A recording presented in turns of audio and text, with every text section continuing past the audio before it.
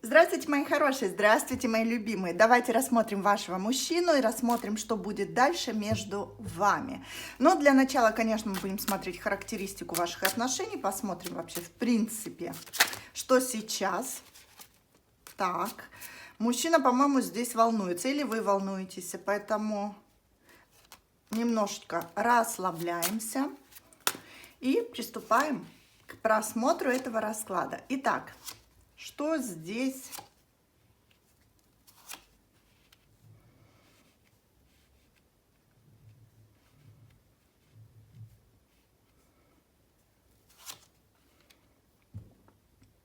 Ну, что я вам могу сказать? Человек эгоист.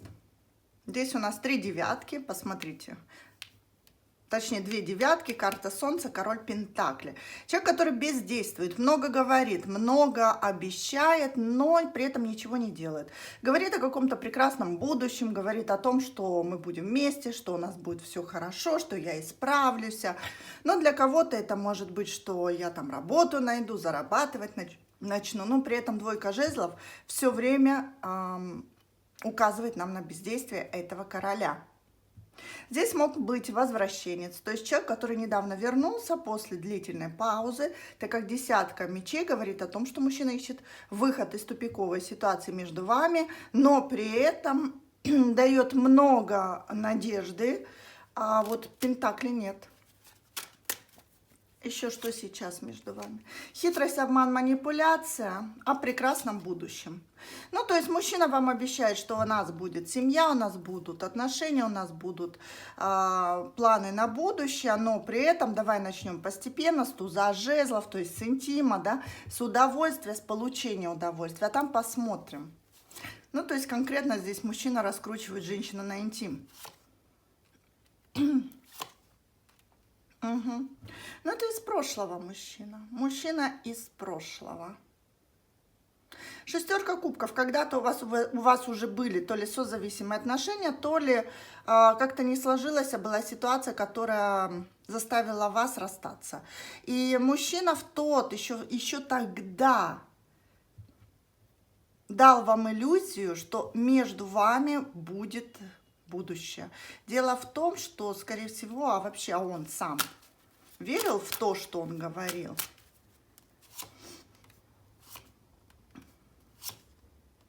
Вы знаете, да, он верил, что да, я смогу трансформироваться, я смогу измениться, я смогу взять ответственность за отношения, но мне нужно время. То есть я должен собрать всю информацию о партнерше, быть уверенным на 100%. Ну, то есть у мужчины тут на самом деле претензии, конечно же, завышенные. То есть для того, чтобы предложить серьезные отношения, он должен целиком и полностью быть уверенным в партнерше. Что она может терпеть там его характер, что она не ревнивая, да, что она может подстроиться под его условия, сгладить какие-то острые углы. То есть ему нужна такая женщина, которая будет пытаться все время сохранить отношения, пытаться спасти эти отношения. И самое интересное, да, шаг вправо, шаг влево, расстрел. То есть ошибок он не принимает. Для него это сразу некое беспокойство, для него это сразу недоверие. То есть если женщина повела себя не по его программе, но здесь мужчина манипулятор, вот честно могу сказать. Умеет манипулировать, умеет, конечно же, получить то, что он хочет. Кстати, если он видит цель, он может быть очень активным. Но дело в том, что как только он получает эту цель, он сразу как бы переключается на свои дела, занимается своими делами и партнершу как будто отодвигает на потом.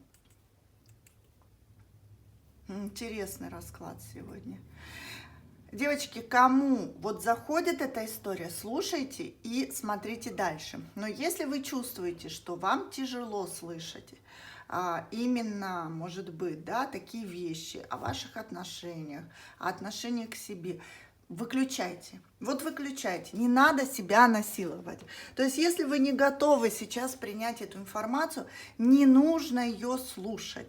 Когда вы будете готовы что-то понять, что-то осознать, на что-то посмотреть реальными глазами, вот тогда включайте этот расклад, слушайте и, как говорится, да, принимайте решение. Но если вам сейчас очень сильно больно, не надо доставлять себе дополнительную боль.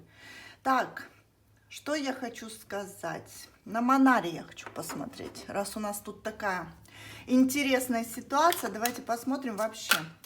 Мужчина в отношении вас.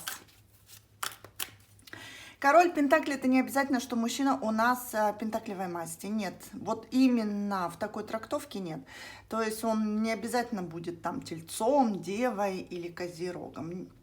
Здесь он может быть любой масти, но дело в том, что он любит обладать.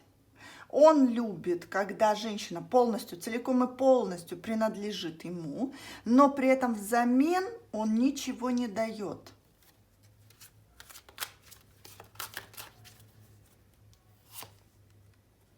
Умеренность.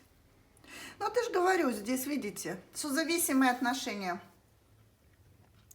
В Монаре влюбленный эгоист. Понимаете, вот эта карта шестого старшего аркана Аманты, влюбленные, да, читается как она его любит и она все терпит. Посмотрите, какая у нее вся спина исполосованная, сколько боли он ей причинил. А она его муза, понимаете?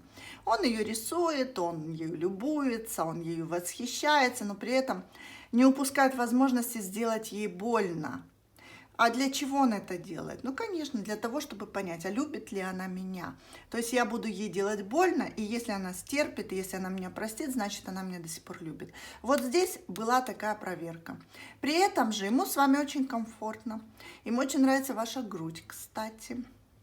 Но при этом, видите, женщина сидит на качелях и качает своего возлюбленного на руках. То есть ему нравится эта зона комфорта, ему нравится тепло. Еще что он думает о вас? Ну, король мечей здесь. Холодный, расчетливый, эгоистичный, манипулятор здесь он у нас проигрывается. Любит страсть, любит огонь, любит какие-то перемены. Вы его очень сильно возбуждаете, он вами восхищается, кстати, очень сильно ревнует и пытается привязать вас манипуляциями. То есть он считает, что если вы будете созависимы, то вы никуда не денетесь. Странная у него манера тут строить отношения, но честно могу сказать, очень сильно боится, что вы уйдете. Хорошо, давайте посмотрим вообще в принципе, что он планирует в отношении вас. Монара всегда расскажет правду. Страсть. Ему нужна страсть. Ему нужен огонь. Шестерка жезлов. Завоевать вас, получить вас, да? То есть управлять вами. То есть смотрите, а здесь у нас женщина, ну, она трогает мужчину за одно место, и она прекрасно понимает, что как только он почувствует желание, все, он в ее лапах. Вот мужчина у нас на месте этой женщины. Видите, здесь женщина, она съедает сердце. То есть что он хочет? Он хочет полностью вас влюбить, управлять, и чтобы вы никуда от него не делись.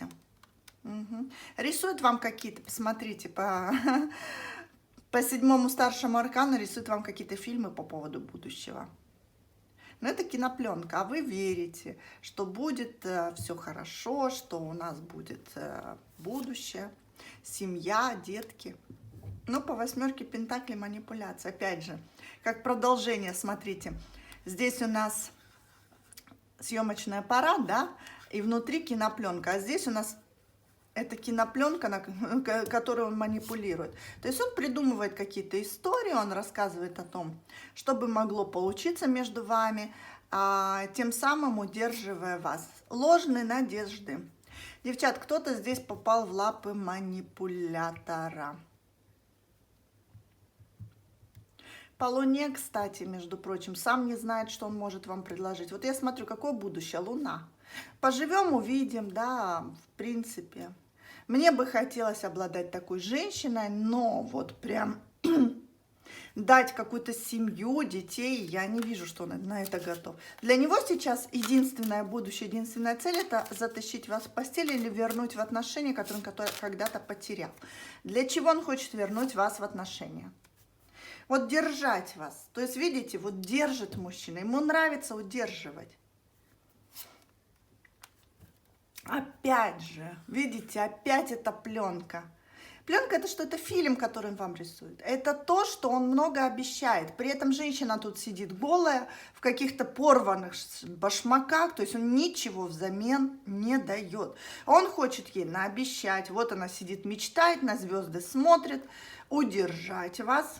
При этом ничего не дать. Да еще и загнать в зависимость. Он хочет, чтобы вы его считали своим императором. Чтобы на самом деле вы полностью...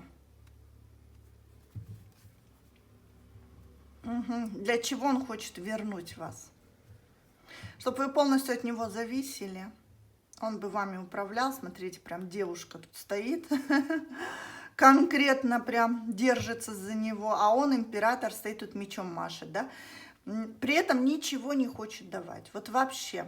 А что у него с деньгами вообще? Почему он как бы вкладываться не собирается? Тройка огня. Легко относится. У него есть деньги, но он очень жадный. То есть он жадноватый. На себя может много тратить. Да. Да.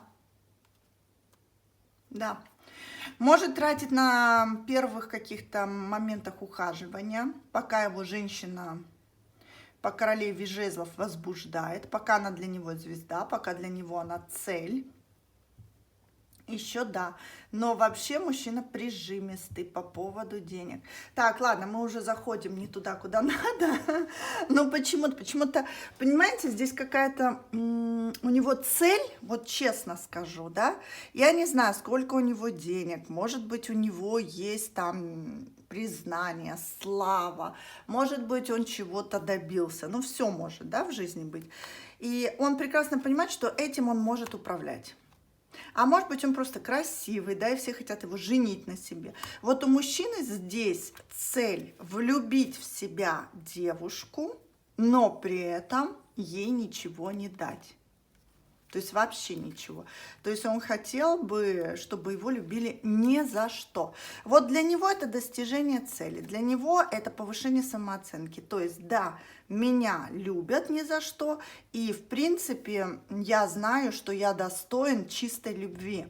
То есть у меня есть качество, не только там деньги, не только, может быть, красота, не только власть, но и я сам чего-то достоин. Все, вот он получает, какое это может быть, да? Доказательство того, что его могут любить, и все, он успокаивается. Хорошо, что дальше между вами? Тема расклада. Что дальше между вами? Туз Пентакли. Вот опять он вам будет обещать туз Пентакли по жрице для тайных отношений, который он будет все время откладывать на потом, то есть он давай там закрывается. Вот я говорю.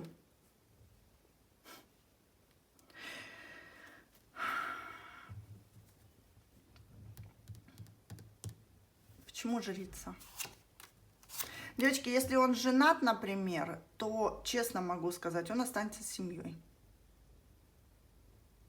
И жрица ему нужна, тайная женщина, только для восьмерки жезлов, разнообразить свое одиночество и для того, чтобы наполниться чувствами и эмоциями. Почему? Потому что страсть, желание, здесь все есть.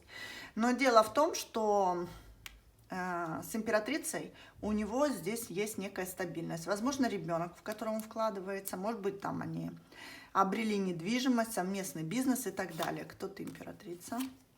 Но он ей часто изменяет. То есть, если мужчина у нас женат, он ей часто изменяет. Если же вы знаете прекрасно, что мужчина свободен, у него никого нету, то есть вообще никого нету, и вы это уже проверили и перепроверили, то есть не пишите мне, например, я там с ним общаюсь по интернету, я его ни разу не видела, или один раз встретились, и я точно знаю, что он не женат.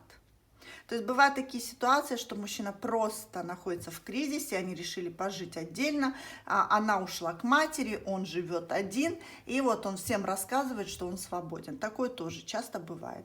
Хорошо, что здесь, если мужчина свободен? Почему он хочет развивать в начальной стадии отношения как жрицы? То есть тайные, легкие, без обязательств. Да, для того, чтобы если он решит на вас жениться, он должен быть уверен на 100%, что его любят просто так. Что женщина будет готова подчиниться, что женщина будет готова принять его условия, что женщина не будет с ним бороться, что женщина будет полностью в его власти и будет любить его ни за что. То есть, понимаете, он как будто бы, да, он планирует на будущее что-то серьезное. Он планирует какие-то, может быть, отношения, которые могут привести и к семье, и к браку, и к тому, чтобы создать что-то уже серьезное или прочное. Но дело в том, что он должен быть уверен на 100%, что вы его можете любить без каких-то обязательств. Хорошо.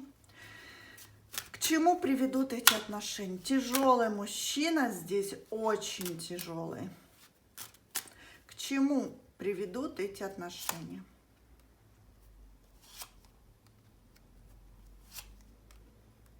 У вас постоянная будет борьба, ожидание.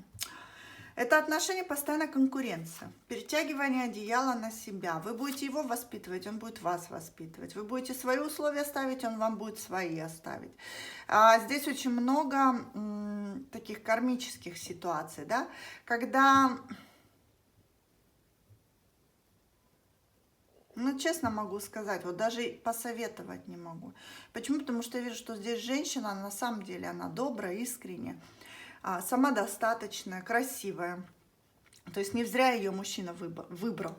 Но как будто бы для него уверенность, что его любят, нужно женщину подавить.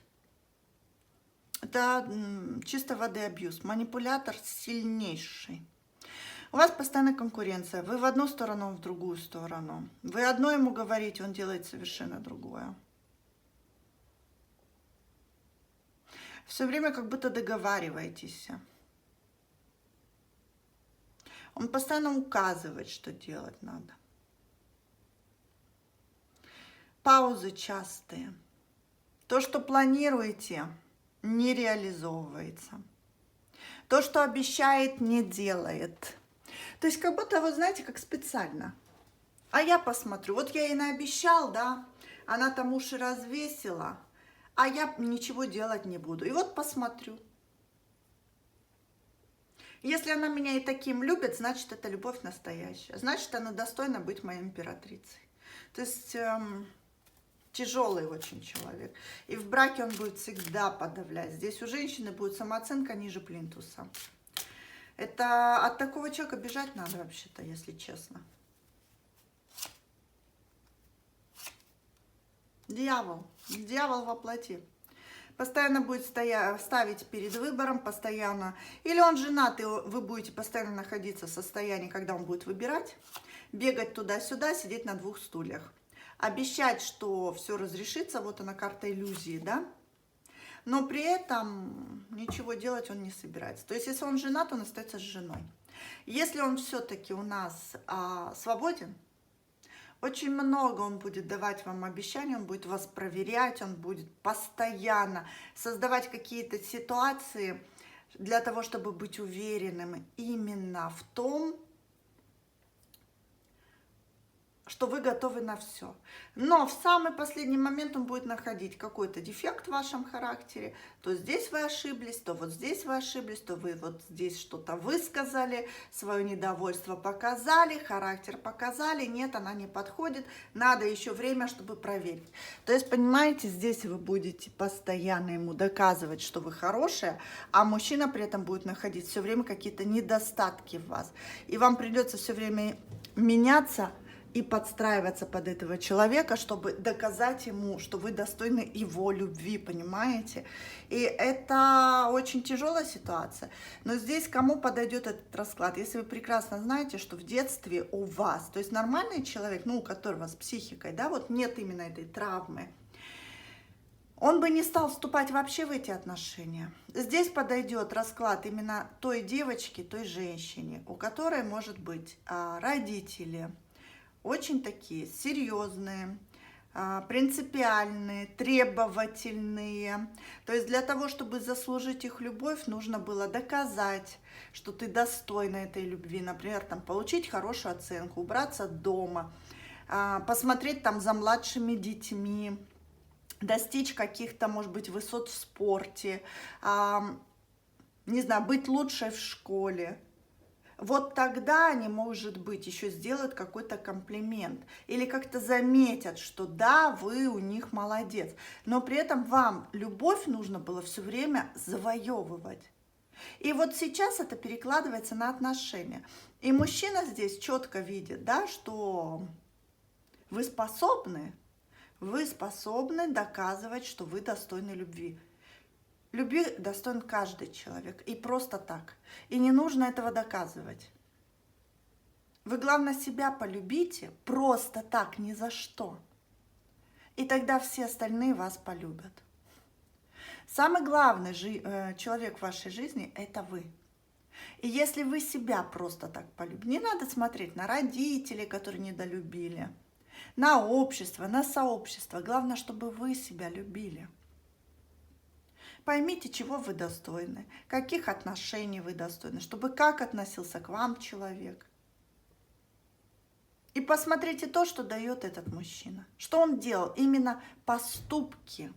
Не то, что он говорит. Говорит он здесь очень много. Обещает очень много. А именно поступки. Хорошо, итог этих отношений. Он маг-манипулятор, всегда будет двойственность. Он император. Если вы с ним останетесь, он будет вами управлять. Здесь всегда будут качели, здесь всегда будут кошки-мышки, здесь всегда будет холодно-горячо. То есть он без манипуляций не может жить. Это больной человек, с психикой у него не все в порядке. И император говорит о том, что он очень сильно зациклен на том, чтобы женщина полностью зависела от него. И делает это он не совсем правильным путем. Девятка мечей говорит о том, что здесь очень много переживаний. То есть он может и на ревность вызывать, он может и как-то и унижать женщину, и подавлять ее достоинство. Поэтому будьте осторожны. Вот этот расклад сегодня нужен именно был тем женщинам, кто попал в лапы мага. Удачи! Я думаю, что для вас он был полезен. До новых встреч, ваша Елена.